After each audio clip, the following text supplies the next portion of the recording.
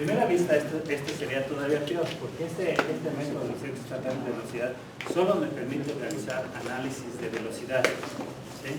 Dense cuenta que polígono de velocidad y reacción me permitía hacer los análisis. Este no, solo me permite hacer análisis de velocidad. Pues de nuevo se preguntarán, ¿para qué diablos tengo que estudiar eso? Bueno, recuerden ustedes, por ejemplo, en la clase de dinámica del cuerpo rígido, vimos cosas muy elementales del concepto de centros instantáneos. ¿Sí? Aquí esas cosas las vamos a expandir. ¿Sí? Y si ustedes se fijan, el concepto de centros instantáneos fue útil para resolver algunos problemas de dinámica de cuerpo rígido, porque si ustedes sabían que si escribían las ecuaciones de movimiento con respecto a centros instantáneos de velocidad, pues podría escribirlos de una forma simplificada. ¿De acuerdo? Es equivalente a lo que se escribe cuando se trata de rotación no variable. ¿Sí? Pues esa sería una ventaja. Existe todavía otra ventaja adicional, porque los centros instantáneos de velocidad vienen siendo como la parte plana, la parte introductoria de un método que se llama tornillos infinitesimales. ¿Sí? Ese método, una de las cosas importantes de ese método es que les permite extender, como si todas sus ecuaciones las desarrollen en plano, las pudieran extender al espacio sin ningún problema. ¿Sí? O sea, a pesar de que no hubieran conocido cinemática espacial, ese método les permite extenderlos sin ningún problema. ¿Okay? Claro, solo velocidad de aceleración es el superior. Posición, acuérdense que les he comentado siempre, es el problema difícil. ¿Okay? En mecanismos espaciales también es el problema más difícil. ¿Okay? Entonces, esas son las razones por las cuales creo que vale la pena ver este tema. Lo veo muy rápido, no necesita mucho tiempo. Todavía otra razón especial, el concepto de centros instantáneos de velocidad me permite vamos a decir, conocer los fundamentos mediante los cuales voy a poder trabajar la teoría de engranes. ¿Sí? La ley fundamental del engranaje básicamente es una aplicación de la teoría de centros instantáneos de velocidad. Entonces déjenme empezar motivando el porqué del estudio con un ejemplo muy sencillo, el mecanismo plano de 4 varas. Y esto viene a referencia porque recuerdo que uno de ustedes hizo el comentario de por qué no había empezado a ver métodos de velocidad de aceleración con un mecanismo sencillo como el de 4 varas. Y de pronto yo cometí el error de no pensar rápidamente. Les había podido decir lo siguiente: el mecanismo que vimos, si ustedes quitan la parte superior, es un mecanismo plano de 4 varas. ¿Sí? Okay. Entonces, y eso fue lo primero que empezamos a hacer. Entonces, piensen que el mecanismo tenía una parte introductoria inicial del mecanismo plano de 4 varas, que es el más sencillo, ¿sí? Y después venía la parte un poquito complicada que tenía que ver con lo que comentábamos acerca de aceleración Coriolis, sistemas de referencias, movimiento con respecto a sistemas de referencia sujetos a rotación. ¿Ok? Entonces, eso se me olvidó. Les podía haber después respondido fácilmente. Sí lo vimos la primera parte del mecanismo. ¿Ok? Bueno, entonces vamos a tratar de fundamentar cuál es el porqué de los centros instantáneos de velocidad. Voy a empezar a motivar el porqué de centros instantáneos con este ejemplo muy sencillo, el mecanismo plano de 4 varas. Acuérdense que el mecanismo plano de 4 varas, el eslabón 2 tiene movimiento de rotación alrededor de un eje fijo, que es el punto O2. Igualmente, el eslabón 4 tiene movimiento de rotación alrededor de un eje fijo, que es el punto O4. El eslabón 3 tiene movimiento plano general. ¿Sí? Ahora, el que yo sepa que estos tienen movimiento de rotación alrededor de estos puntos, hace las cosas sencillas, porque de inmediato sé que, por ejemplo, la velocidad de este punto forzosamente tiene que ser perpendicular. No sé qué dirección tenga, puede tener esta, puede tener esta otra, pero lo que sí sé es que debe ser perpendicular. ¿Está claro? Perpendicular al vector de posición que va del punto que estoy analizando al centro de rotación. Lo mismo puedo decir del eslabón 2, ¿sí? Dense cuenta. La velocidad de este punto sabría que tiene que ser forzosamente perpendicular al vector de posición. ¿Ok? Entonces la pregunta sería, ¿habría alguna forma que de alguna manera pudiera saber cuál es el centro instantáneo de rotación del eslabón 3, aun cuando fueran instantáneos? Estos son permanentes, en el sentido de que el eslabón 2 siempre va a rotar alrededor de este punto O2. El eslabón 4 siempre va a rotar alrededor del punto O4.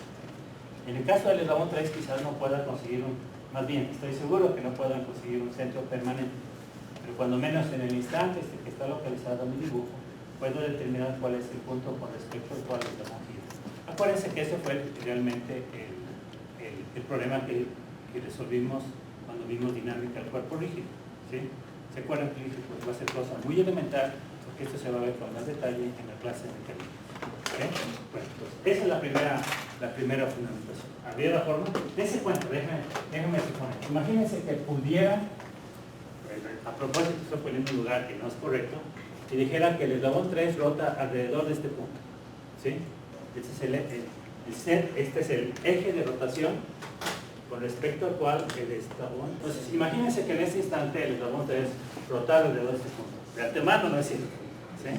Pero si rotara alrededor de este punto, dense cuenta que entonces podría saber que la velocidad de este punto tendría que ser perpendicular a este vector, ¿sí? Este sería, si yo llamo este punto P, este sería el vector de posición de P con respecto al punto, déjenme llamarlo así, este sería el punto O31, ¿sí? Este sería el vector de posición, y entonces mi velocidad tendría que ser perpendicular a este vector. La dirección de la velocidad tendría que ser, no sé en qué sentido sea, pero sabría que tiene que ser perpendicular. ¿Ok? Entonces, eso me serviría de algo, ¿sí? Me va a servir de mucho, ¿sí? Ahora, déjenme, con este tema voy a proceder a la inversa, ¿sí? Primero voy a proceder a mostrar cómo, si conozco cuál es la velocidad del cuerpo, ciertos aspectos de la velocidad del cuerpo rígido, puedo determinar la localización del centro instantáneo. Y después le voy a hacer un ejemplo resuelto de un mecanismo plano de 4 varas, resuelto por los métodos tradicionales, que me va a permitir localizar todos los centros instantáneos. ¿Okay? Esa es la manera en que no debe usarse centros instantáneos, pero es la manera que me permite relacionar este tema con lo que ustedes han visto previamente en el curso de dinámica del cuerpo rígido. ¿Okay? En realidad, después voy a ver centros instantáneos precisamente para localizar los centros instantáneos sin tener que haber realizado el análisis de velocidad, y mediante centros instantáneos ser capaz de realizar el análisis de velocidad. ¿Ok? ¿Está claro? Bueno, entonces vamos a ver. Déjenme pasar a la siguiente figura. Aquí está lo que les había comentado, de nuevo, ¿sí? Aquí tengo el mismo, dejen nada más borrar las rayas que tengo anteriores. Bueno, aquí te doy uno y acá te doy otro. Okay. Aquí tengo lo que les había mencionado, ¿sí? La velocidad de este punto M tiene que ser perpendicular al eslabón 2, y la velocidad de este punto, que no sé ahorita, no sé cómo se llame, seguramente es N, tendría que ser perpendicular a esta línea, esta que está dibujada. ¿Ok? Entonces, primero voy a definir tres definiciones de lo que es un centro instantáneo de velocidad. Ahí están mis tres definiciones. ¿Sí? Un centro instantáneo de velocidad, déjenme bajar un poquito. ¿Sí? Supongo que estoy considerando tres cuerpos denominados I, J y K. Y voy a considerar el movimiento relativo de los cuerpos rígidos I y J respecto al cuerpo rígido K. Ustedes podrían pensar, para hacerlo sencillo, que el cuerpo K es el eslabón fijo, ¿sí? Pero esto es válido aún si el cuerpo K no fuera el eslabón fijo. ¿Okay? Entonces es posible definir el centro instantáneo de velocidad del movimiento relativo entre los eslabones I y J,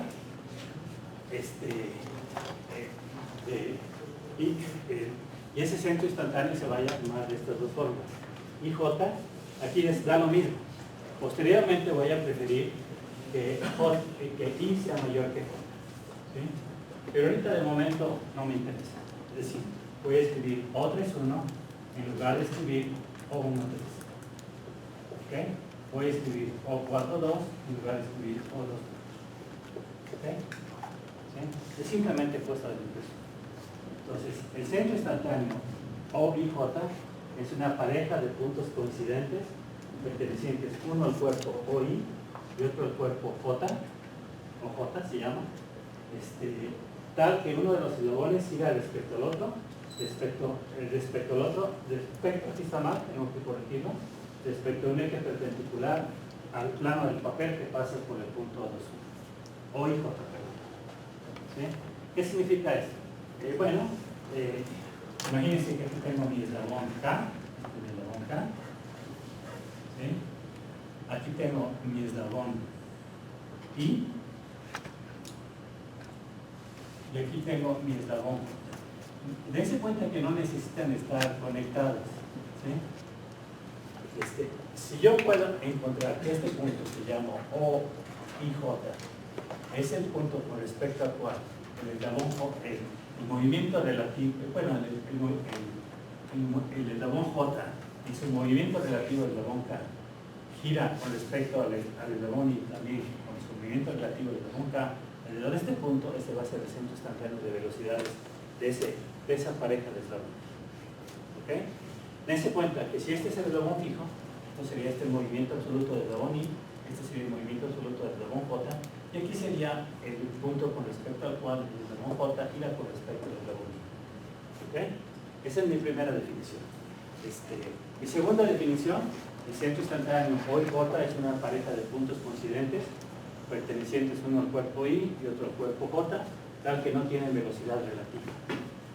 Y dense cuenta que aquí pongo K, porque K es como mi sistema de referencia. ¿Está claro? Entonces por eso les digo que el caso muy frecuente, no necesariamente al inicio, pero sí al inicio conviene pensar que el punto K es el eslabón fijo. Que estos movimientos relativos se convierten en movimientos absolutos como el eslabón I y el eslabón J. ¿Está claro? Entonces, aquí me dice que mi velocidad relativa debe ser cero. ¿Sí? Y la última definición es el centro instantáneo O y J es una pareja de puntos coincidentes pertenecientes. Aquí también tengo que hacer una corrección. Les pido que me manden un correo con estas dos cosas. ¿Sí? Pertenecientes uno al cuerpo I y otro al cuerpo J, tal que tienen la misma velocidad. Y dense cuenta que este acá me indica con respecto a qué sistema de referencia estoy calculando la velocidad. ¿Sí? Entonces, ahora lo que tengo que hacer es probar que las tres definiciones son equivalentes. ¿Ok? ¿Sí? Esto es importante. Y por ejemplo, déjenme regresar al ejemplo del mecanismo plano de 4 barras. ¿Sí? ¿Se ve bien? Déjenme hacerlo un poquito más amplio. Todavía déjenme hacerlo más amplio. Ustedes díganme cómo lo hago para moverme. Sí puedo hacerlo con. Quería ver si se ve bien, pero no quiero que. Ok, ahí yo creo que está mejor. ¿Sí? Bueno, fíjense, ¿cuántos eslabones tengo? Tengo el fijo, 2, el eslabón 3 y 4. Hay algunos que son muy fáciles, ciertos instantáneos que son muy fáciles de determinar. Por ejemplo, que en mi nueva notación sería el centro instantáneo O21. ¿Por qué? Porque el eslabón 2 gira con respecto al eslabón 1 alrededor de un eje que pasa por este punto. Además, ese punto siempre va a permanecer fijo. Eso significa que posteriormente el centro instantáneo se va a llamar permanente. Otro muy sencillo es este. O4, en mi nueva notación sería O4. ¿Por qué? Porque el eslabón 4 rota con respecto al eslabón 1, que es el fijo, alrededor de un eje perpendicular al plano del pizarrón que pasa por este punto. ¿Okay? Pero hay otros sencillos también. Dense cuenta. Este sería el O32. ¿Por qué? O sea, todas las revolutas por default van a ser centros instantáneos. ¿Sí? ¿Se dan cuenta? ¿Por qué? Porque el eslabón 3 gira con respecto al eslabón 2 en este punto. ¿Sí? Este siempre va a ser el centro instantáneo. Claro, la posición de esta revoluta va a cambiar conforme sea el movimiento del mecanismo. No es en cierto sentido tan permanente como estos dos, porque su posición siempre va a ser la misma. Aquí siempre va a estar mi centro instantáneo entre 2, pero esta revoluta va a moverse a medida que el mecanismo se mueve. ¿Sí? Y aquí habría otra. ¿Sí? Este sería el centro instantáneo O43. ¿Por qué? Porque es evidente que el eslabón 4 gira con respecto al eslabón 3 alrededor de un eje perpendicular al plano del pizarrón que pasa por el centro. Puedo hacer en reverso los argumentos. Puedo decir que este es el centro instantáneo O43 porque este es el punto con respecto al cual el eslabón 3 rota con respecto al eslabón 4. Dense cuenta que la rotación es una relación en este caso simétrica. puede usted pensarse que rota respecto al eslabón 4 rota con respecto al eslabón 3 en este punto, o también pueden pensar en la inversa, el eslabón 3 rota con respecto al eslabón 4 en ese punto. Por eso si ustedes se fijan, les decía que O y J era igual a OJ. ¿Sí? ¿Está claro? Esos centros instantáneos que puedo determinar simplemente aplicando la definición de lo que es un centro instantáneo, posteriormente se van a llamar primarios. ¿Okay? Son los que son fáciles de encontrar. Pero va a haber otros secundarios, aquí no están mostrados, que también vamos a después a mostrar que son relativamente fáciles de encontrar usando el teorema de Aaron-Folquet. ¿Ok? Bueno, aquí. Ahora, mi objetivo es probar que las tres definiciones que les di de centros instantáneos de velocidad son equivalentes. ¿Ok? Bueno, vamos a ver. Déjenme reducir un poquito.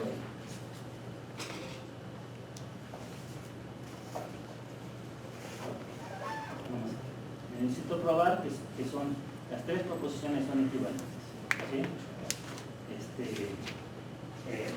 ¿Se ve bien? Déjenme bajar un poquito. Déjenme aprovechar que no estoy un poco para agarrarme piso recto, porque si no puede haber un accidente.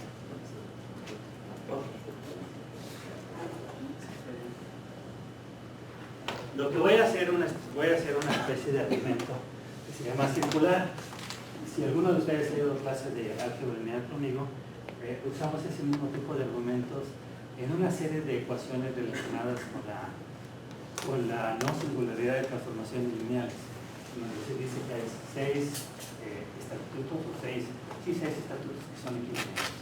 Pues lo que hace es 1 implica 2, 2 implica 3, 3 implica 4, 4 implica 5, 5 implica 6 y 6 implica 1.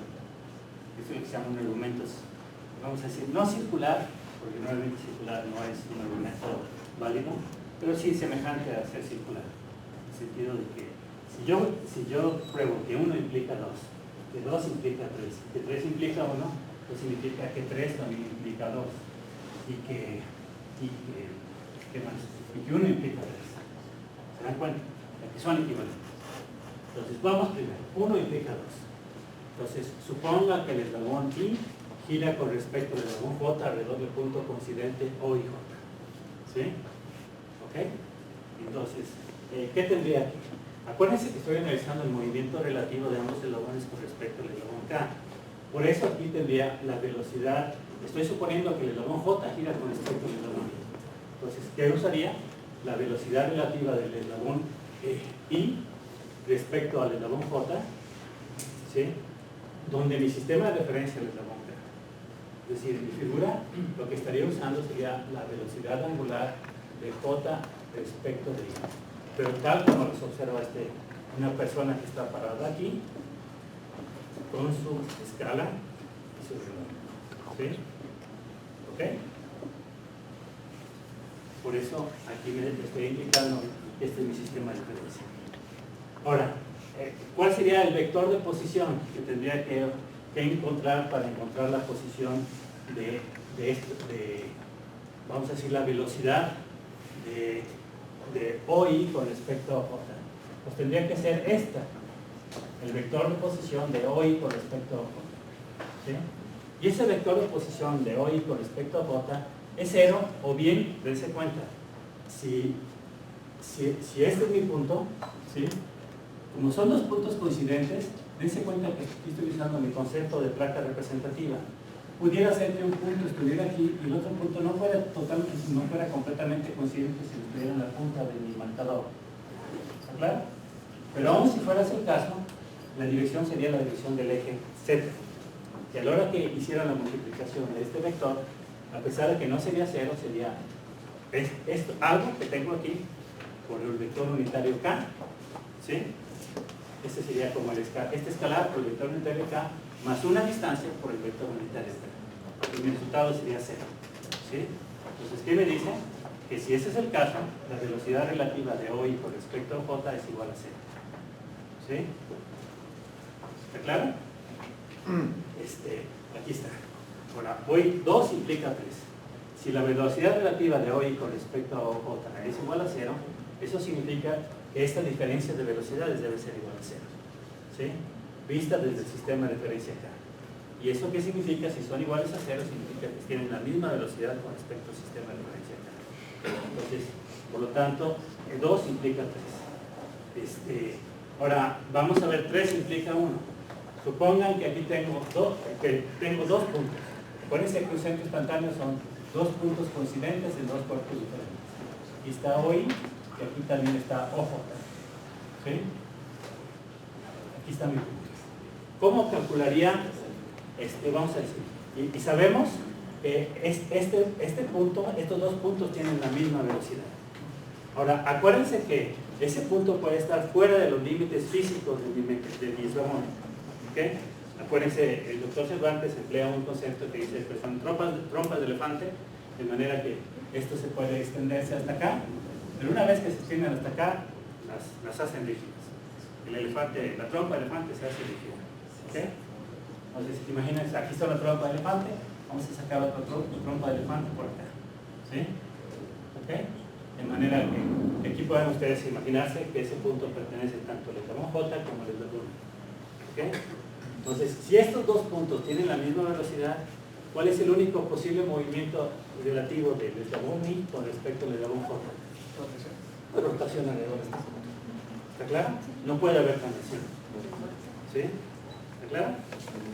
Entonces, eso significa que 3 implica 1. Y si 3 implica 1, entonces significa que mis tres definiciones son equivalentes. ¿Ok? ¿Está claro? Bueno. Entonces vamos a ver qué puedo hacer. Ahora voy a mostrarles algunos ejemplos de determinar centros instantáneos de velocidad desde las cosas más sencillas. ¿Sí?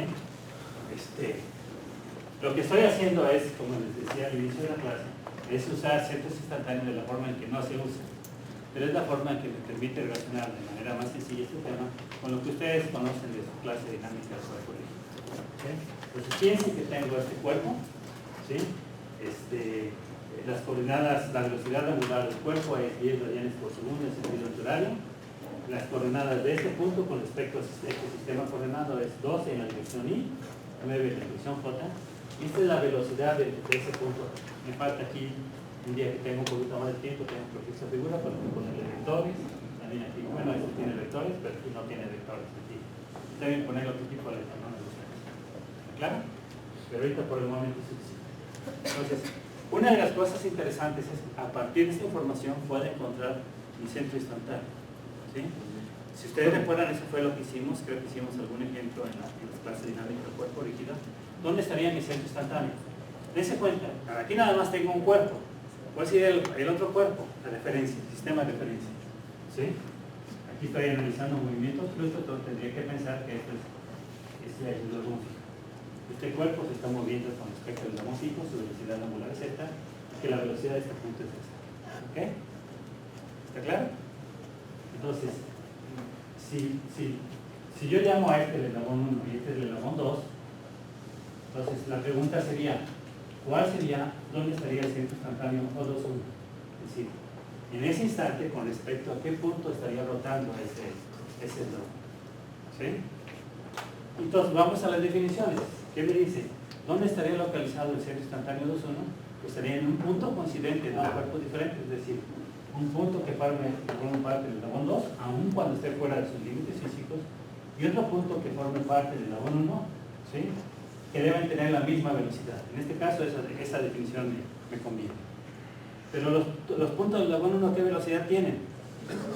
0. Entonces, ¿qué significa? Que el centro instantáneo que estoy buscando debe ser un punto cuya velocidad sea ¿cuánto? 0. ¿Está claro? Entonces, ya tengo lo suficiente para formular una ecuación. Si quiero calcular la velocidad de ese punto O21, esto sería igual a la velocidad de A más la velocidad angular del eslabón por el vector de posición de O21 respecto de A. ¿Están de acuerdo? ¿Sí? ¿Pero cuánto es esta velocidad? 0. Esto debe ser 0. Entonces me quedaría que 0 va a ser igual a la velocidad de A más W por R de O21 respecto de A. Aquí, ¿cuál sería lo que me gustaría encontrar? Es lo que estoy buscando. Este vector de posición. Ese es un truco muy estándar en cálculo vectorial. Si mi objetivo es calcular ese vector de posición, ¿se acuerdan qué hace uno cuando tiene una ecuación de ese tipo? ¿No se acuerdan? No. Es más, creo que lo usamos también, por ejemplo, creo que también lo usamos con los mismos momentos de inercia. Pero es un truco muy general, muy común en álgebra vectorial. Debieron, yo supongo haberlo visto en su curso de cálculo 3. ¿Sí? Bueno, ahora les voy a mantener. ¿Qué pasa si multiplico un valor de la ecuación vectorialmente, multiplico vectorialmente por la velocidad angular? ¿Qué me quedaría? Me quedaría velocidad angular por el vector 0. Y ya sé que esto va a ser igual a 0. ¿Sí? Y de este otro lado va a ser igual a W por velocidad de A más W por R de O21 respecto de A. ¿Ok? ¿Sí? Bueno, esto lo puedo escribir como el vector 0 va a ser, voy a separar estos dos, va a ser igual a W por velocidad de A. ¿Sí? Más W por W por R de O21 respecto de A. Y aquí está donde ahora espero que se acuerden. Tenemos que usar la identidad del producto vectorial. ¿Se acuerdan? Es una identidad que me dice, siempre tengo que recordarle, y ahorita yo estoy casi seguro que no tengo internet. Creo que si esto es así, me dice que esto va a ser igual a A, producto escalar C, producto escalar C por W, menos A, el producto escalar B por C. Perdón, aquí me quité, sería por B. Pero no estoy completamente seguro. ¿Alguien me puede asegurar si es correcto o no? ¿Tienen ustedes internet? Sí. Pues busquen nada más triple vector identity. Busquen en internet y ustedes me dicen si no me equivoqué.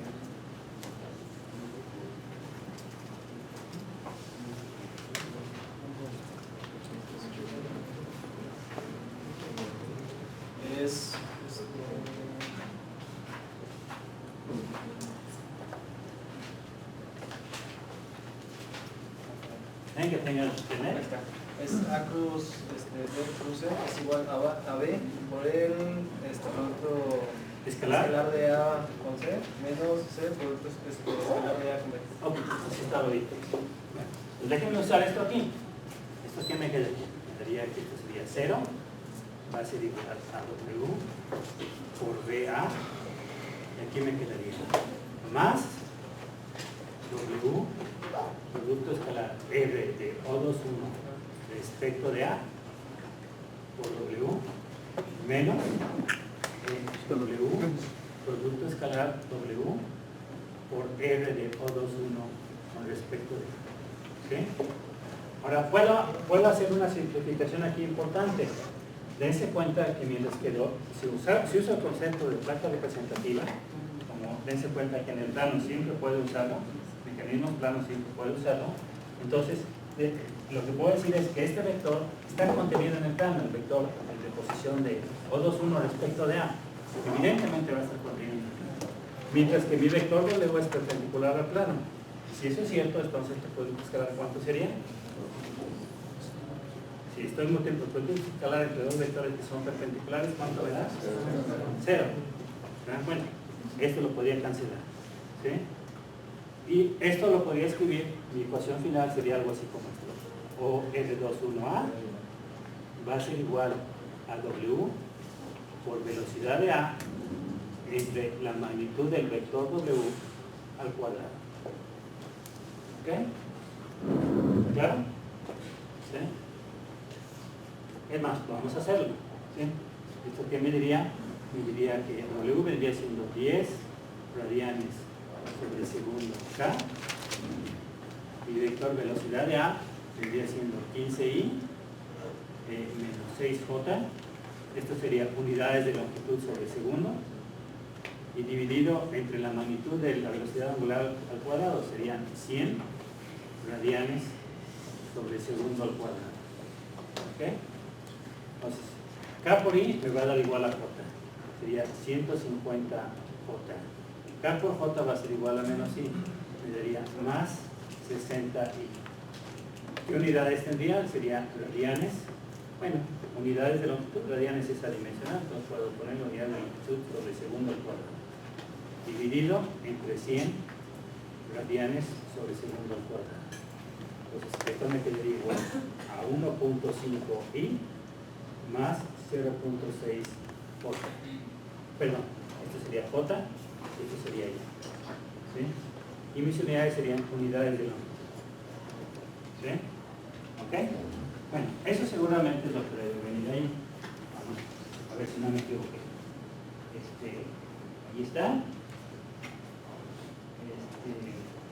R de O respecto de A. Está en forma ligeramente diferente, pero supongo que es lo mismo. 3/5. A ver, déjame ver. 150 entre 100. 100 al cuadrado. Ah, no, sí está bien. Lo que pasa es que está al revés.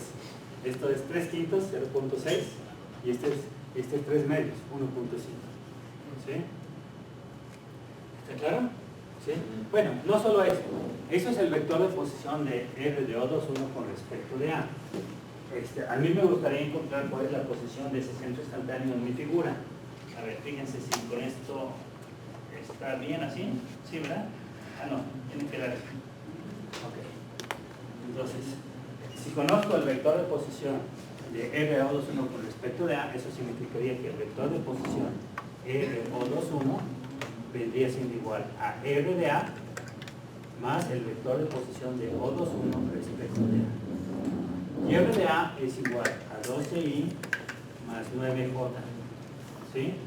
Y después me quedaría más, serían 3/5 de I, 3/5 de I más 3 medios de J. ¿Sí?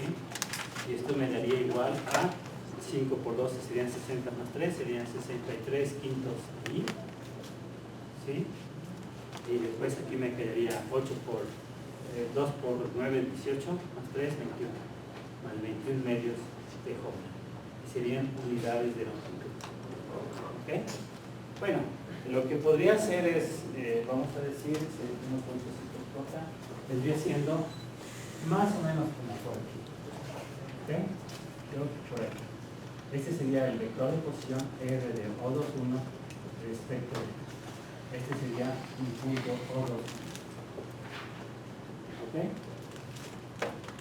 ¿Sí? Bueno, ya vieron cómo lo puedo calcular. La parte importante, más importante de esta ecuación es lo siguiente. Dense cuenta que a partir del punto, el vector de posición el vector de posición para localizar el centro instantáneo de velocidad debe ser perpendicular a la velocidad de A. ¿Qué me dice esto? Es que esto debe ser en este sentido. Esa es la parte importante. ¿Sí? Nuevamente les digo, nunca voy a usar centros instantáneos para hacer esto. ¿Sí? Eso lo puede hacer muy sencillo con las herramientas de dinámica corporal. Pero si esto les da una idea de cómo relacionar lo que ustedes aprendieron en su curso dinámico corporal con centros instantáneos. ¿Okay? Y la parte importante aquí es encontrar que mi dirección siempre va a ser el centro instantáneo va a estar localizado en una línea que pasa por el punto del cual conozco su velocidad y perpendicular a la velocidad. ¿Okay? Con solo ese hecho van a darse cuenta que ya voy a ser capaz de encontrar el centro instantáneo de O31, el mecanismo plano de 4 barras que les había mostrado. ¿Sí? ¿Puedo borrar esto? ¿Sí? Bueno, entonces déjenme regresar al mecanismo ese. ¿Sí? En cierta forma lo que voy a hacer va a ser en cierta forma encontrar otro de los posibles casos de déjenme ponerlo allí. Creo que lo tengo que poner lo más lejos. Ok. ¿Sí? Sí.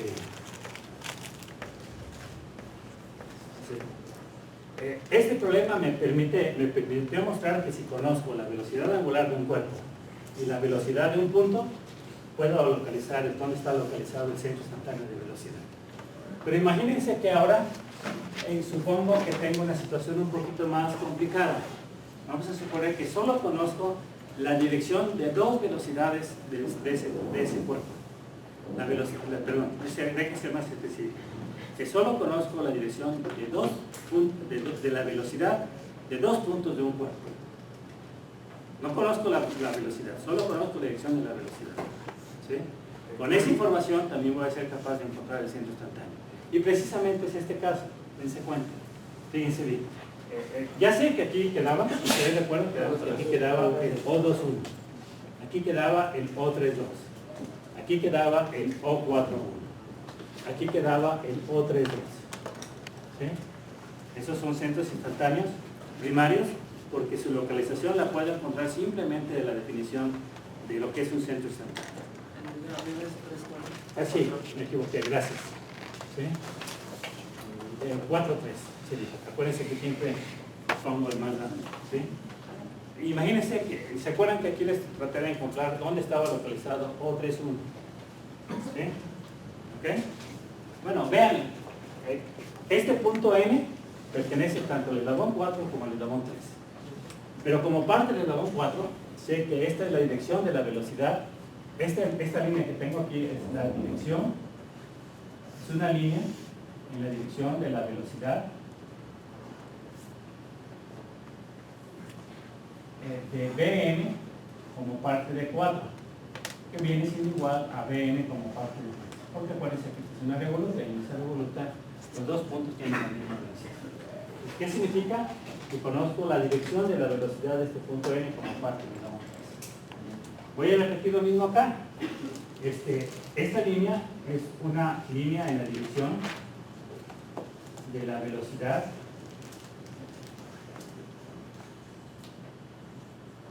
del punto M como parte de 3, que es igual a la velocidad del punto M como parte de 3. ¿Por qué es eso? Bueno, porque esta línea es perpendicular al vector de posición, igual. Esta línea es perpendicular al vector de posición. ¿Sí? ¿Sí? Entonces, conozco la dirección de las velocidades de este punto y de este otro. Entonces, simplemente voy a seguir la receta que obtuve en la fórmula pasada. Si quiero encontrar el centro instantáneo O31, entonces simplemente tengo que dibujar por este punto una línea que es perpendicular a la dirección de la velocidad. Y dense cuenta que esa línea que es perpendicular a la dirección de la velocidad significa una línea que es la extensión de este eslabón. Este es un eslabón binario, es un caso sencillo. Simplemente extiendo eso. ¿Sí? Lo mismo acá. Si quiero, de acuerdo con lo que obtuve en la fórmula pasada, déjenme repetirla, el vector de posición de O21 respecto de A era igual a la velocidad angular por la velocidad de A. ¿Sí? Entre la magnitud de la velocidad al cuadrado. Y esa es la parte importante. Dice que este vector de posición primero es a partir del punto A y es perpendicular a la velocidad de A. En este caso pasa por el punto A y es perpendicular a la dirección de la velocidad. ¿Qué significa eso? Es que vendría siendo la extensión de este eslabón. Donde se intersectan estos dos eslabones, ahí va a estar otro eslabón. ¿Se dan cuenta? ¿Sí? Bueno, esto mismo es precisamente el significado, en base al significado del principio del teorema de Aro-Volcánico. ¿Ok? ¿Sí? Y eso me va a permitir encontrar los centros instantáneos que no son primarios. ¿Ok? Es decir, aquellos que no puedo determinar si es cuando aplico la definición de lo que es un centro instantáneo. Estos se van a llamar centros secundarios y los voy a obtener aplicando el teorema de Aro-Volcánico. ¿Está claro? ¿Sí? Pues ya tengo dos casos. ¿Sí? Ese caso, de lograrlo así, es el que está indicado en donde estaba en mi apunte, a continuación de lo que dice. ¿Ok? Como vemos, aquí está la primera y aquí está, bueno, Ahora, déjenme hacer un análisis de un mecanismo plano de 4 barras. ¿Sí? Primero voy a hacer el análisis de velocidad, ¿sí? Con el objeto de encontrar los centros instantáneos secundarios. Dense cuenta, ¿cuáles tengo aquí? Tengo aquí el O21, ¿sí? ¿Claro? Tengo aquí el O41, ¿sí? Tengo aquí el O32. Tengo aquí el O43. ¿Están de acuerdo? ¿Sí? ¿Ok? Después voy a mostrar cuál sería la fórmula para determinar cuántos tengo que buscar. ¿Sí? De antemano puedo decirles que en el caso del mecanismo plano 4 barras necesito, o todos los mecanismos que tienen 4 barras necesito buscar 6. Me faltan 2 centros instantáneos secundarios. ¿Ok? Pero aquí vamos a hacer el siguiente análisis. Ahí están mis vectores de posición. ¿Sí? El vector de posición déjenme ponerlo por aquí, el vector de posición de A respecto de O21 va a ser igual a 20J, unidades de longitud. El vector de posición de B respecto de A partir de esos datos va a ser igual a 80i unidades de longitud. ¿Sí? Porque esos son vectores de posición con respecto al origen. ¿Sí? ¿Ok? Y se cuenta que RM es mi origen. ¿Sí? Y por otro lado, el vector de posición de B respecto de N vendría siendo igual a 30i más 20J. ¿Sí? Más 20J, sí. Unidades de longitud. ¿Ok? Además sé que la velocidad angular del eslabón 12 es de 10 radianes por segundo en sentido anterior. Entonces sé que W2 es igual a 10 radianes sobre segundo. ¿Ok? Entonces déjenme hacer primero mi análisis de velocidad. Esto es muy sencillo. ¿Cómo empezaría? Empezaría calculando la velocidad de A. La velocidad de A vendría siendo W2 por el vector de posición de R de A con respecto a O21. Esto vendría siendo igual a 10 radianes sobre el segundo K por 20J unidades de longitud. ¿Ok? Entonces, K por J es igual a menos I. Entonces, esto me diría que sería igual a menos 200 unidades de longitud sobre el segundo en I. ¿Ok? Acuérdense que a veces, como ocurrir, ahora sí, hay mucha cosa. ¿Cuál sería el siguiente paso? Ya saben ustedes. ¿Cuál sería el siguiente paso en el análisis de velocidad de este mecanismo? Calcular la velocidad de B. ¿Sí? Para calcular la velocidad de B tengo dos alternativas. Acuérdense. La primera alternativa es considerarlo como parte de 3, en cuyo caso sería igual a la velocidad de A más W3 por R de B respecto a esto. ¿Sí? Y la otra es considerarlo como parte del eslabón 4. Entonces, ¿cómo sería esa? ¿Cuál sería la ecuación? 4 por pues vamos a ver, esto me quedaría igual a menos 200 unidades de longitud sobre el segundo I más W3 por K por el vector de posición que sería 80i unidades de longitud. Y por otro lado, esto sería igual a W4 por K por el vector de posición que sería 30i más 20J unidades de longitud. ¿Ok? Entonces, déjenme, puedo poner esta ecuación, si se ve, si lo pongo de este lado, voy a encontrar las ecuaciones correspondientes. Componentes en I, nos va a decir que menos 200 unidades de longitud sobre el segundo. K por I es igual a J, de manera que no lo pongo, entonces va a ser igual a, vamos a ver aquí, K por J es igual a menos I, y daría menos 20 W4 unidades de longitud. Esos componentes en componentes en J tendría K por I es igual a J, me daría 80 W3 radianes sobre segundo. ¿sí? Y esto sería igual, aquí sería de nuevo, K por X igual a J, me daría igual a, ¿es correcto? Sí, me daría igual a 30 W4. La primera sacamos W4. Sí, porque no dejan por mis unidades, estas serían unidades. ¿Sí? De la primera voy a obtener W4, y W4 me resulta que va a ser igual a 10 radianes sobre segundo. Eso significa que W4 vendría siendo igual a 10 radianes sobre segundo. Acá. Sustituyo en la otra y en esta otra ecuación y me queda que W3 va a ser igual a 3 octavos de W4. Entonces, es decir, los 3 octavos de 10 radianes sobre segundo. Y esto me quedaría 30, entre 8 me quedaría 3.5, ¿sí? 3.35. 30 entre 8, luego 3, 3.35. 3.35, díganme si está correcto. Sí. Entonces, escrito como vector, W3 sería igual a 3.75 radianes sobre segundo. ¿Ok? ¿Claro? Está muy interesante. Ahora, déjenme ahora hacer esto. Déjenme subir un poquito. Bueno, no, déjenme dejarlo. Más voy a usar otro color. Dense cuenta que de inmediato puedo encontrar el centro instantáneo O31. ¿Sí? Pues precisamente usando el argumento que acabo de usar hace unos cuantos. La velocidad de este punto, ¿cómo es?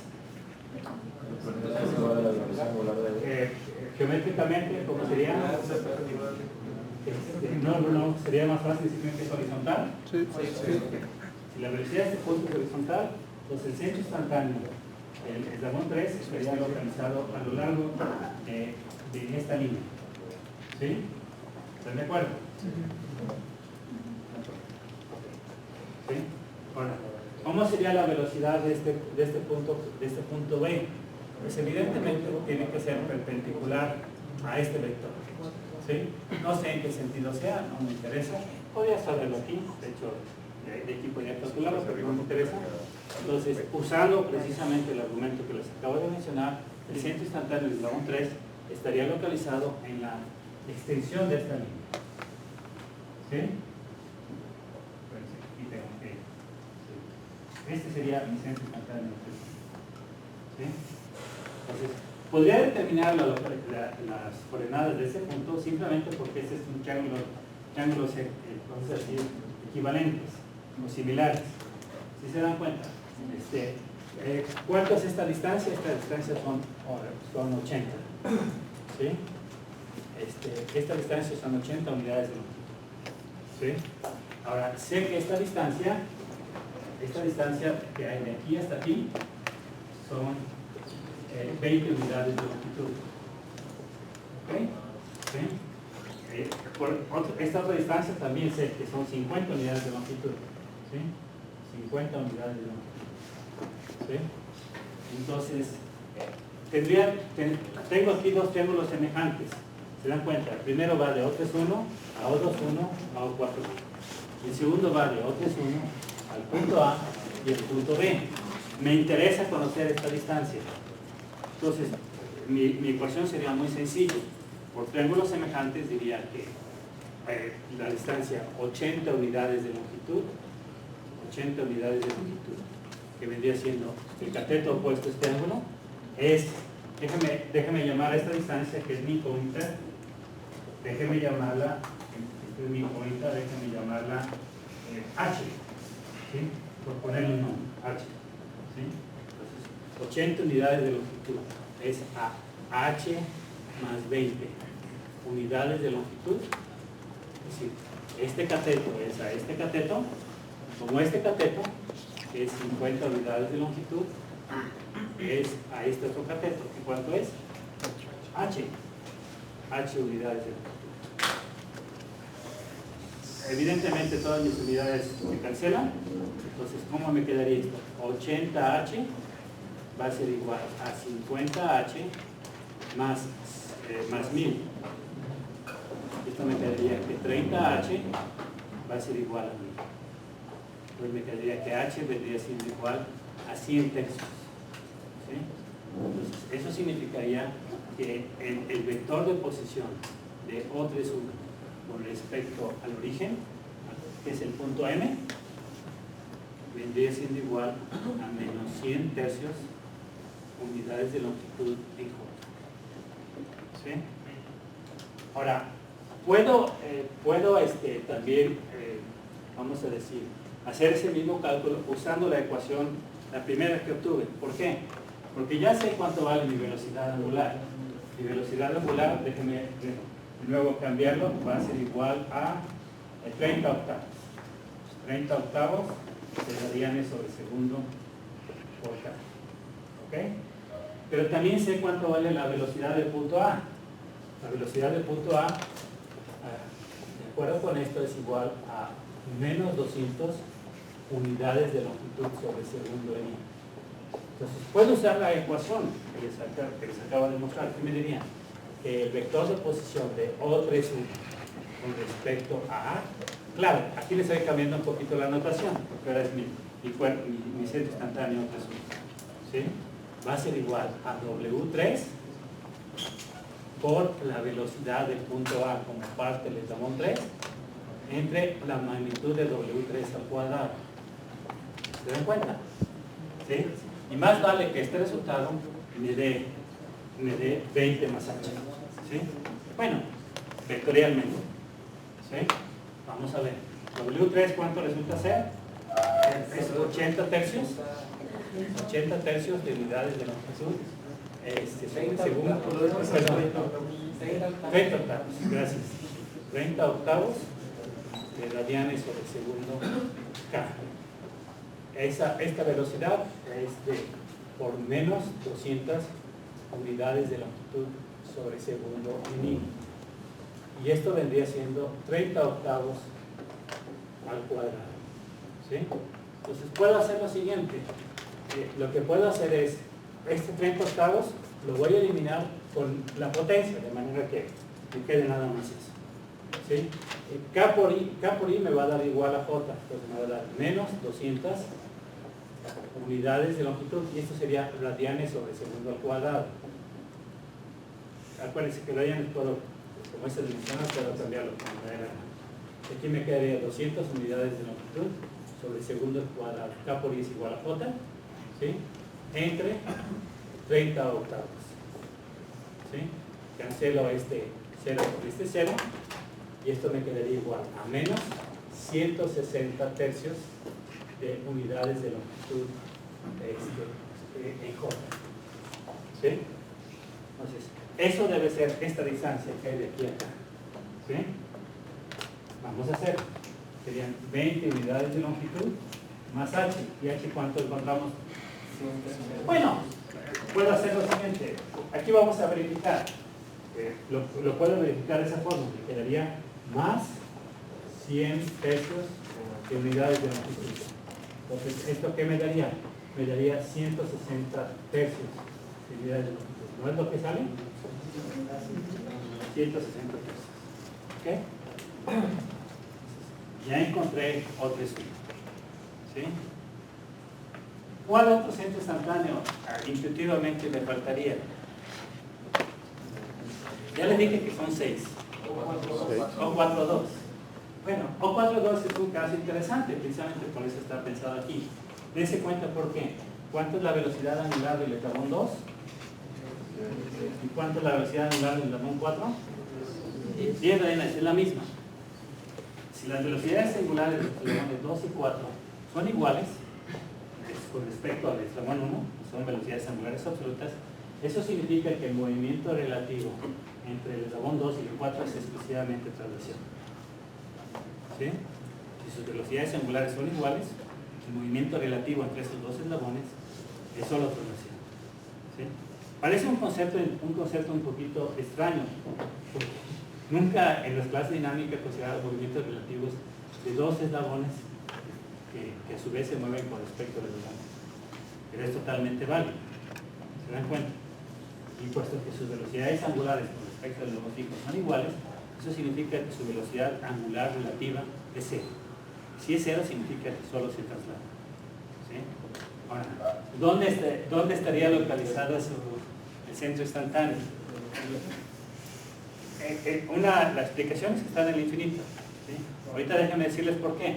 Porque dense cuenta que el infinito sería la única forma de que una velocidad angular a cero, que es igual a cero, me diera un número. Nuevamente, esto es una especie de juego intelectual. Cero por infinito me va a dar algo que sea finito. ¿Sí? ¿Okay? Pueden ustedes pensar de que si hacen su proceso de límite no es cero, me estoy acercando cada vez a cero, la velocidad angular vamos a decir, va a disminuir. Vamos a decir, si me estoy acercando a cero en la velocidad relativa, ustedes pensarán que las velocidades de los puntos disminuyen. Pero si la distancia, el radio, se acrece, pues se mantiene constante. ¿Okay? Entonces, esa es la idea. ¿Qué voy a hacer? Voy a encontrar la velocidad, aquí por ejemplo, esta es la velocidad del punto A, evidentemente como parte del eslabón 2. Aquí no, que también es igual a la velocidad del punto A como parte del eslabón 4. Perdón, del eslabón 3. ¿Sí? ¿Ok? Pero ahora vamos a hacer lo siguiente. Déjame calcular la velocidad del punto A como si fuera parte del eslabón 4. ¿Sí? Nuevamente, hagan de cuenta que tengo una trompa de elefante que se parte de aquí, se va acercando aquí, llega hasta aquí, se hace rígido. ¿Ok? Entonces voy a calcular la velocidad del punto A como parte del eslabón 4. Si fuera parte del eslabón 4, ¿cómo la calcularía? Pues sería W4, ¿sí?, por R de A respecto de N. ¿Sí? Entonces, esto sería W4, ¿cuánto sabemos que es?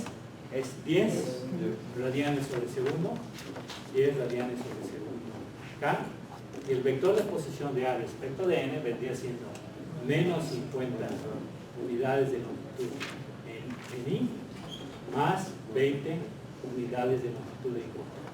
Entonces, ¿qué me daría?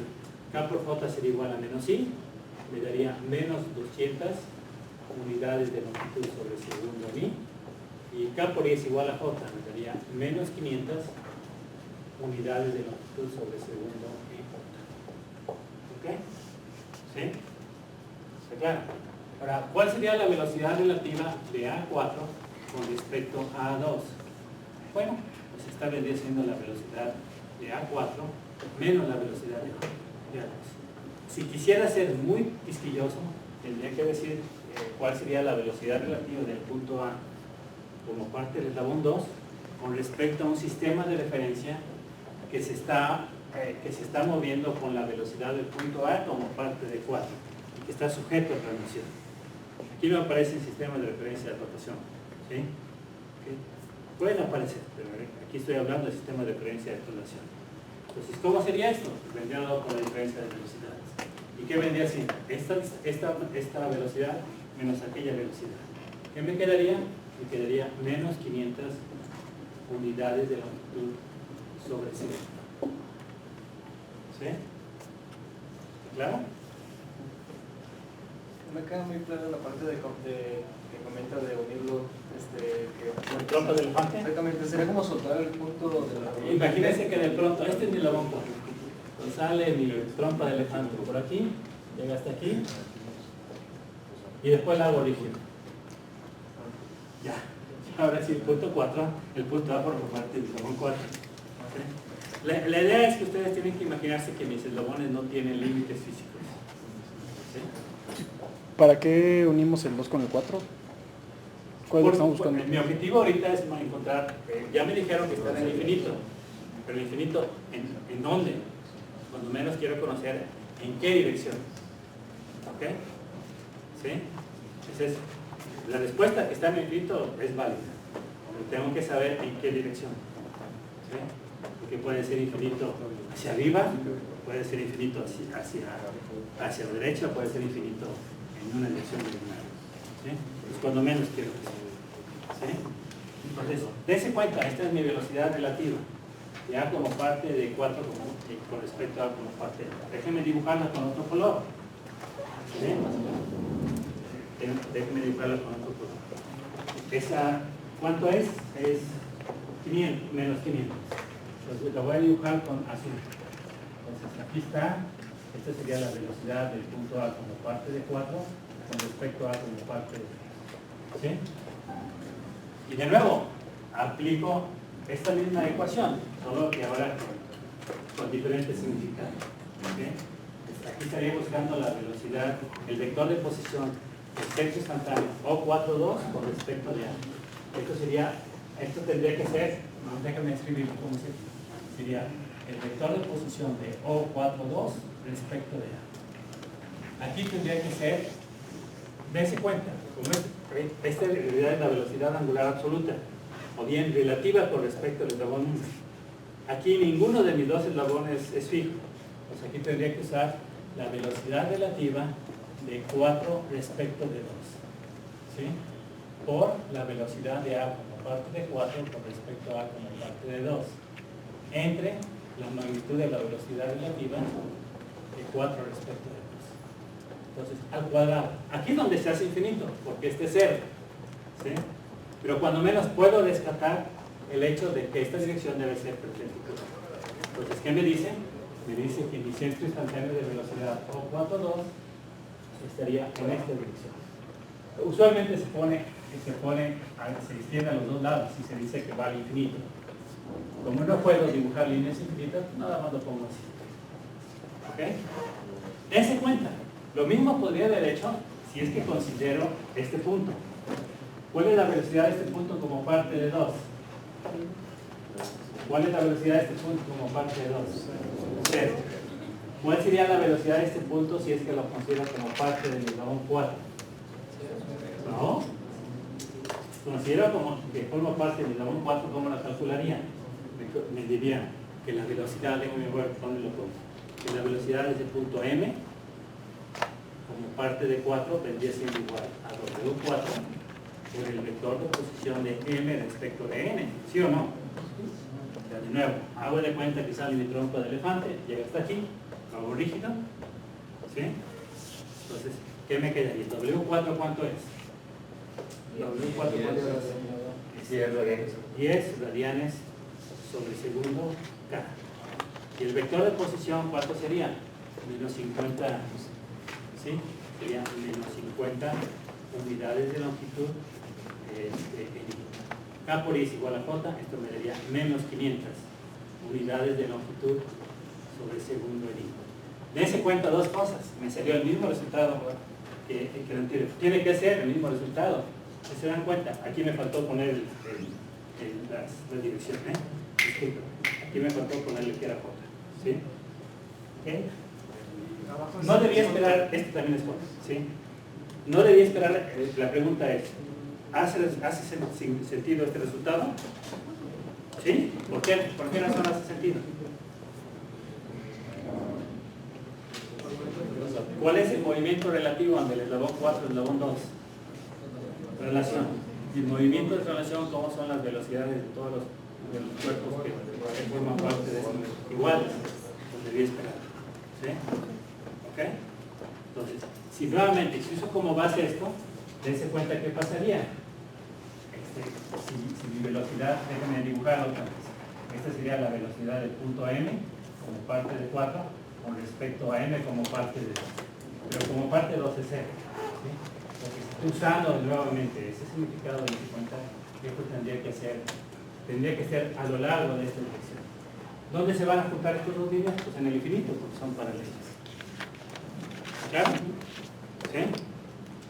¿Ok? ¿Sí? Entonces, dense cuenta, a veces esto de considerar cosas en infinito suena un poquito extremas. Es centros instantáneos y tornillos infinitesimales frecuentemente hacen uso de ese tipo de significado. ¿Ok? Bueno, con esto ya más o menos terminé la parte introductoria. ¿Sí? Okay. Ahí les puse, ¿sí? Dense cuenta, ¿sí? Ahí les puse, ahí está, todo lo que hice está en sus apuntes, ¿sí? No hay nada diferencia. Ahora vamos sí con clasificación, ¿sí? No voy a alcanzar a terminar hoy, pero la próxima clase puedo, sí, la próxima clase puedo resolver sus dudas acerca de aceleración y también terminar la aplicación de centros instantáneos. ¿Ok? ¿Sí? Entonces, ahora vengo con la clasificación de los centros instantáneos. ¿Sí?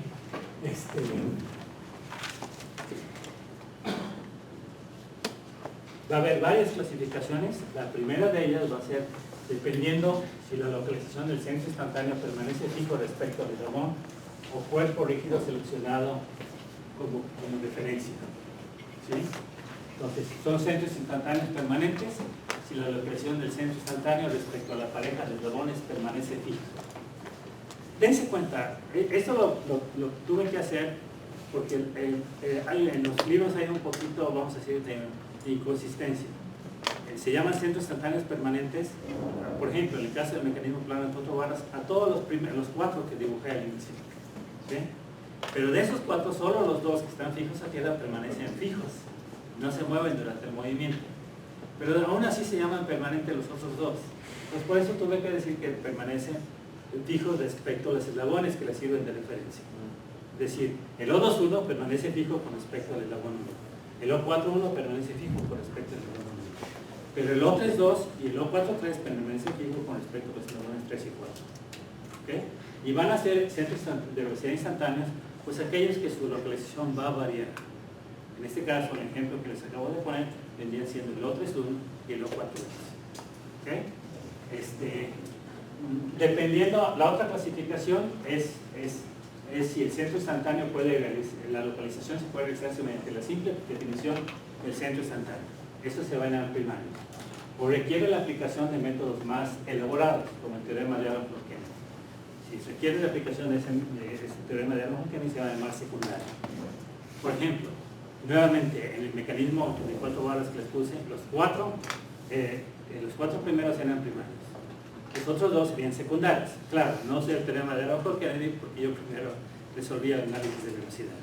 Pero en los centros instantáneos precisamente se obtenían para resolver el análisis de velocidad. ¿Okay? Pues aquí yo lo hice al revés. Resolví el análisis de velocidad para encontrar los centros instantáneos. ¿Okay? Pero de esa forma creo que conecto más con lo que ustedes aprendieron en su curso de dinámica. Ahora voy a enseñarles cómo, sin hacer análisis de velocidad, puedo encontrar los centros instantáneos y conociendo los centros instantáneos realizar el análisis de velocidad. ¿Está claro? Y finalmente, si uno de los eslabones involucrados es el eslabón fijo, se le llaman absolutos. ¿Por qué? Porque si uno de los eslabones es el eslabón fijo, entonces puede ser el O21, el O31, el O41, el O51, el O61. Todos esos centros instantáneos están involucrados en el eslabón fijo. Y por lo tanto, el eslabón fijo está fijo, entonces se trata de centros instantáneos en movimientos absolutos de los eslabones 2, 3, 4, 5, 6. Si ninguno de los eslabones involucrados es el fijo, se llaman negativos. ¿Claro? Está muy sencillo. Ahora vamos con el teorema de Aaron-Hurkeni. ¿Sí?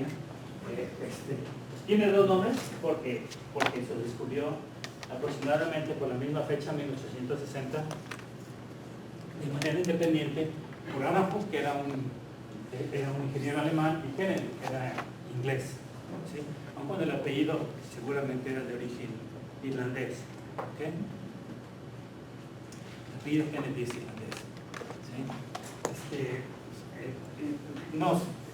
En esos tiempos no se sabía quién había publicado antes, porque no era tan rápido como ahora, no había sistemas de comunicación.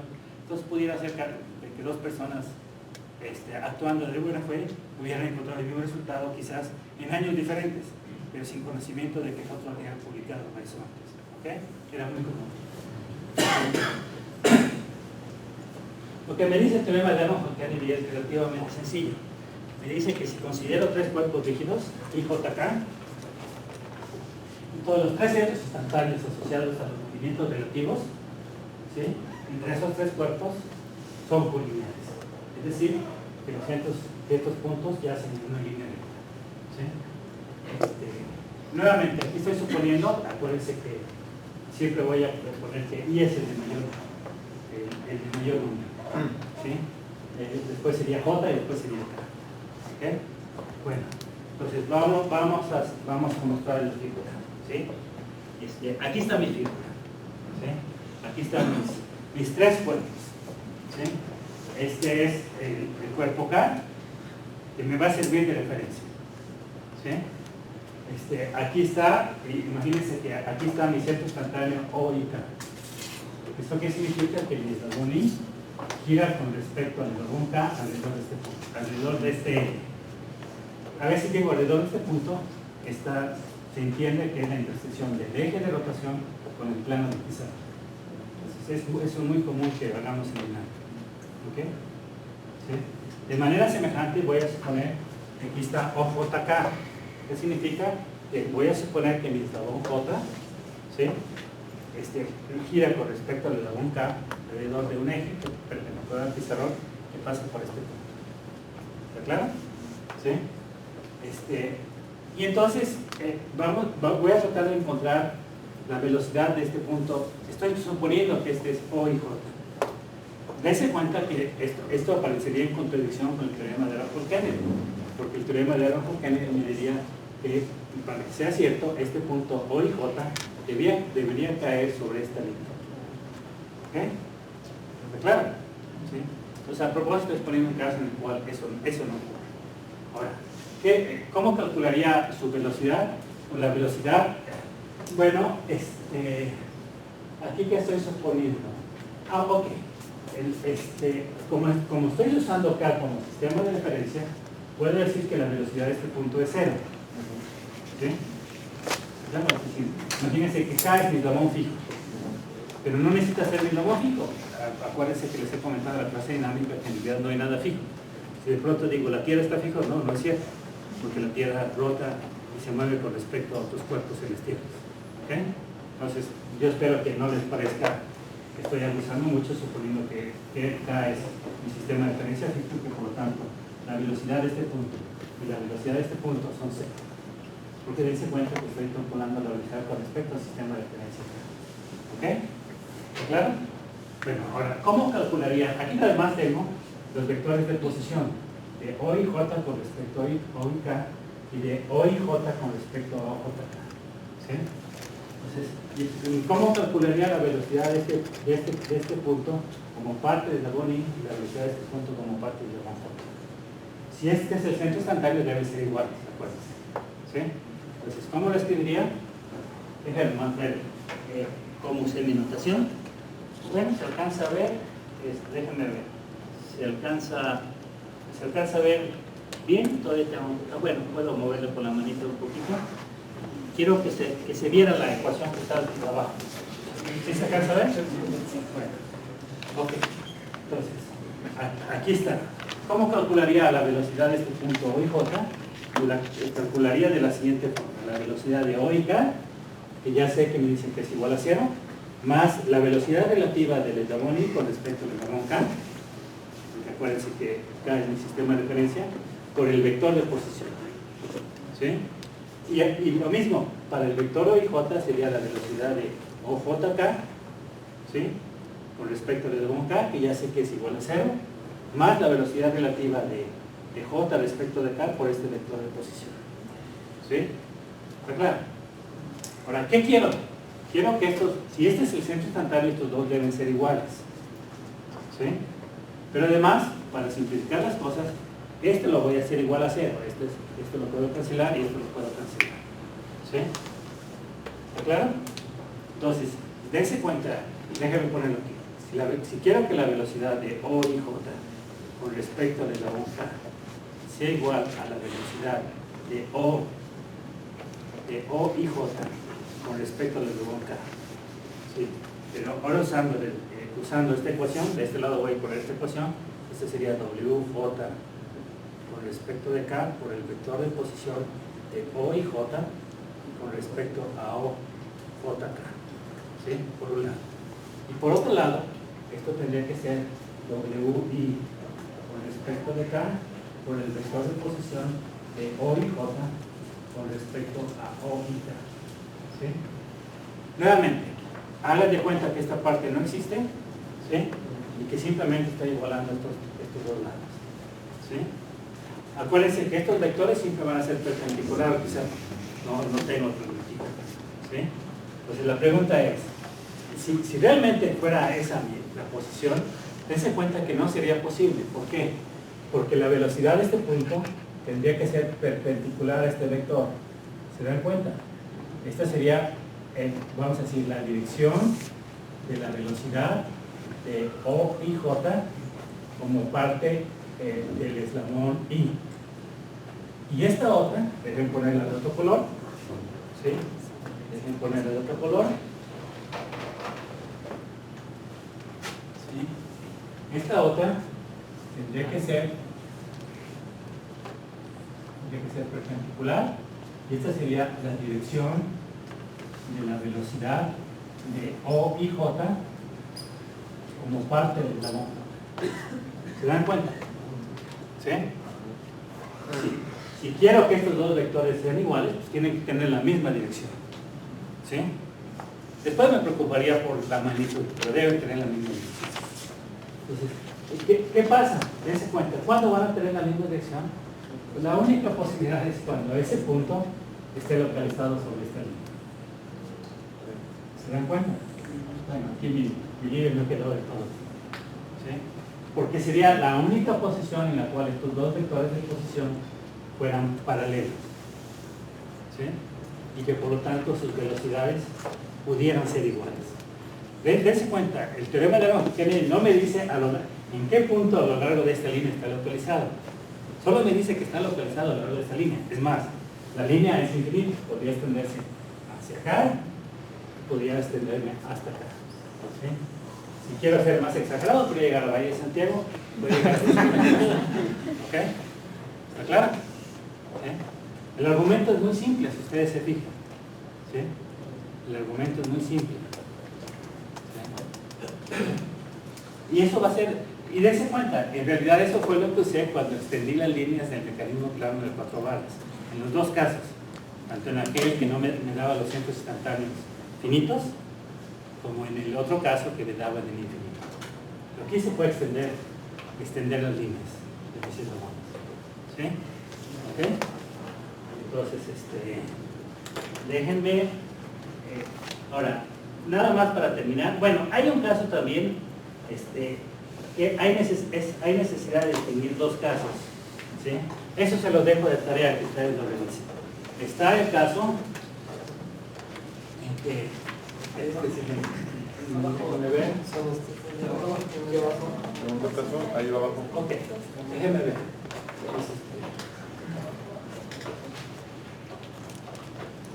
Aquí tengo que esto es cierto. ¿Sí? Bueno, aquí hice todavía un análisis todavía más complejo, dense cuenta por qué. Porque aquí resolví estas ecuaciones, entonces déjenme dejarlo todavía esto para la siguiente clase. ¿Sí? Porque pensé que nada más ese argumento respecto a mí. Porque tengo que analizar el segundo caso si es cero, que están en el infinito. ¿Okay? Ya nada más para terminar, déjenme, me voy a saltar esa parte, la reviso la próxima clase. ¿Sí? ¿Cuántos centros instantáneos voy a tener que localizar? Pues la clave está en esta, es una permutación, dense cuenta. N es el número de eslabones. ¿Sí? Entonces, ¿qué es lo que estoy buscando? Son las posibles combinaciones de dos elementos tomados de dos en dos. Y estoy buscando combinaciones, no permutaciones. Es decir, ¿por qué estoy buscando combinaciones? Porque para mí es igual O1,2 es igual a O2,1. Estas serían permutaciones, pero no serían, es la misma combinación. ¿Sí? ¿Está correcto? Sí, ¿verdad? Sí. Estas serían permutaciones, pero es la misma combinación. Entonces, si ustedes recuerdan, lo que tendrían que hacer es n elementos tomados, este símbolo, 2 en 2. Y el resultado es n factorial entre 2 factorial entre n menos 2 factorial. ¿Sí? Entre n menos 2 factorial. Pero este es igual a n por n menos 1 por n menos 2 factorial. Y 2 factorial es 2. Y n menos 2 factorial pues deja 1. cancelo n menos 2 factorial y me dice que ese es mi ecuación. ¿Está claro?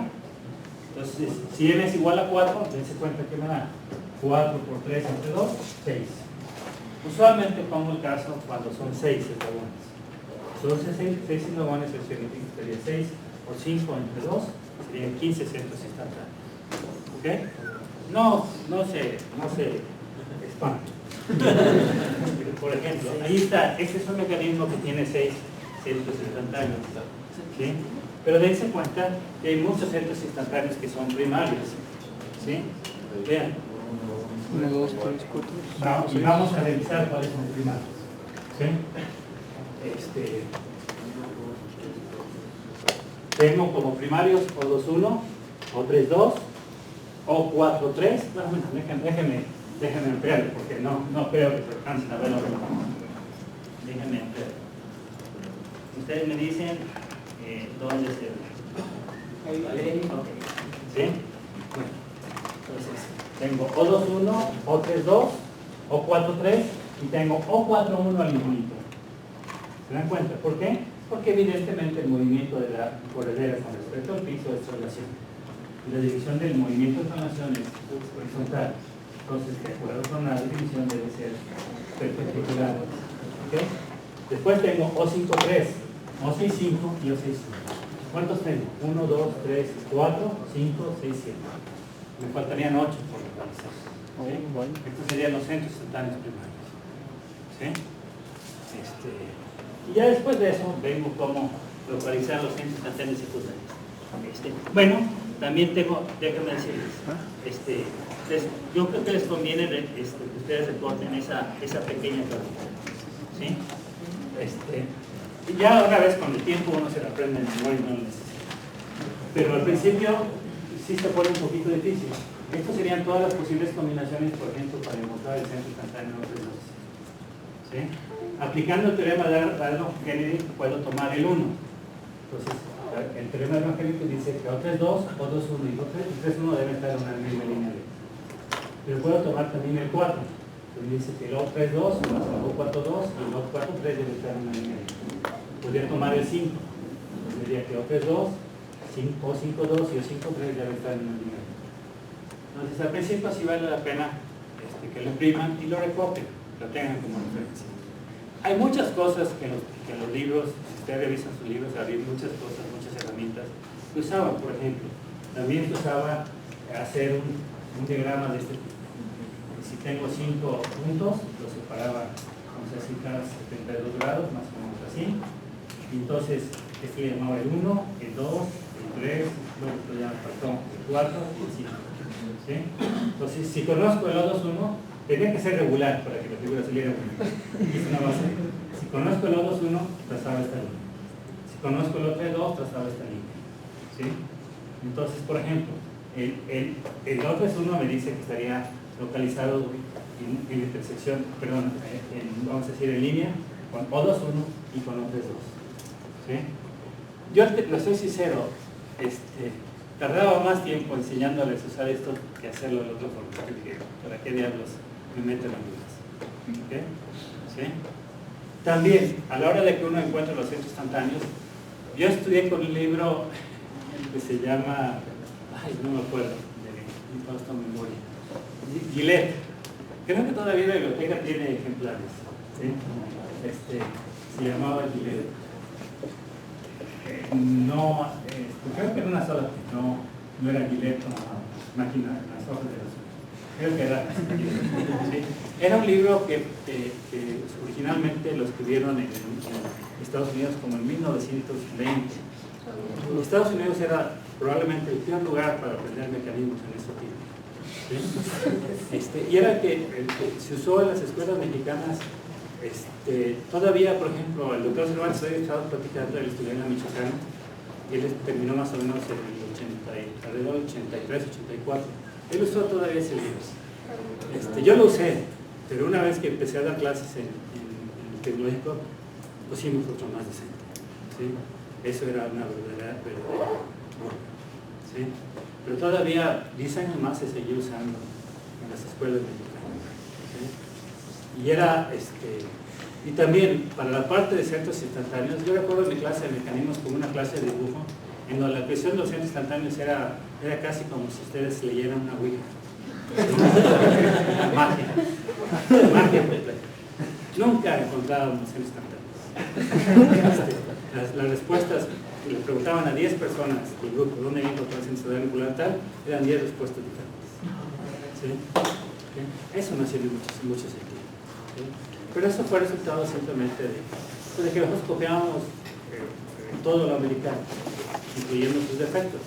En el caso de la enseñanza de mecanismos, evidentemente, muchos defectos. ¿Ok? ¿Sí? ¿Ok? Bueno, entonces, la próxima clase, que va a ser la última de métodos gráficos, entonces quiero ver los centros instantáneos, quiero también resolver sus dudas acerca de la aceleración. ¿Ok? Nos vemos pues.